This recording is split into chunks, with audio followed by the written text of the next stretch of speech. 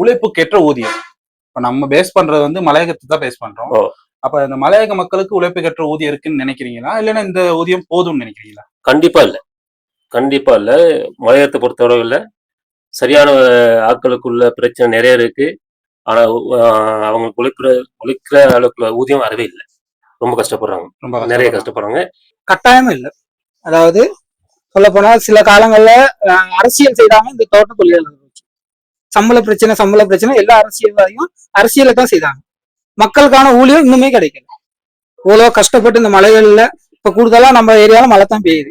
அதுல அட்டையில மேஞ்சி அது அட்டை கடிச்சு ஒவ்வொரு பேரண்ட்ஸ் பார்க்கல, நம்மளோட அப்பா அம்மா பார்க்கல பாவமா இருக்கும். அந்த அளவுக்கு அட்டை கடிச்சு அப்படி கஷ்டப்பட்டு தான் வராங்க. அதுக்கான ஊழியம் கட்டாயமா கிடைக்கலங்க. அதே ஒரு அரசாங்க தொழிலாளர்கள் எடுத்தா அவருக்கு வந்து போனஸ் எல்லாமே கிடைக்குது. நம்ம இஷ்டக்காக்களுக்கு ஏன் கிடைக்குது? சரியான ஊதியம் இன்னும் 10,000 சொல்லுது. இல்ல கண்டிப்பா இல்லைன்னு தான் நம்ம சொல்லலாம். ஏன்னு சொன்னா நம்ம 200 வருஷம் நம்ம கிட்டத்தட்ட கூட கொண்டாடணும். மலையத்துல நாம் 200 அப்படிங்கிற ஒரு ஃபங்க்ஷன் கூட கொண்டாடணும். அப்படி கொண்டாடி இருந்தாலும் இன்னைக்கு வந்து நாட்டின் பொருளாதாரத்திற்கு ஏற்ற விதத்துல பார்க்கும்போது மலையக மக்களோட உழைப்புக்கு ஏற்ற ஊதியம் வந்து என்னைய பொறுத்தளவு பத்தாதுன்னு தான் சொல்லுவேன்.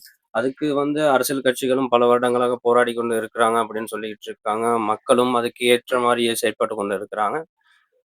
ஓப்பனா சொல்லணும்னு சொன்னா உழைப்புக்கு ஏற்ற ஊதியம் வந்து இங்க மக்களுக்கு இல்லை அப்படிங்கிற ஒரு விஷயத்துல தான் போராடி இருக்கோம். நம்ம எல்லாரும் பேசிட்டாங்க உழைப்பாளர் தினத்தை பத்தி என்ன நினைக்கிறாங்க. அப்புறம் இந்த உழைப்பாளர் தினத்தை வந்து நம்ம மலையக மக்கள் கொண்டாடுறதுக்கான நிலையில இருக்காங்களா, அப்புறம் உழைப்புக்கான ஊதியம் இருக்கா அப்படிங்கிற 3 கேள்வி, முக்கியமான கேள்வியை நம்ம சில பேர்கிட்ட கேட்டிருந்தோம். அந்த விதத்தில் நிறைய பேர் அந்த பதில்களை அழகான முறையிலையும் ஆதங்கமாகவும் சொல்லியிருந்தாங்க. இந்த கண்டென்ட் உங்களுக்கு பிடிச்சிருந்துச்சுன்னா மறக்காமல் சப்ஸ்கிரைப் பண்ணுங்கள்.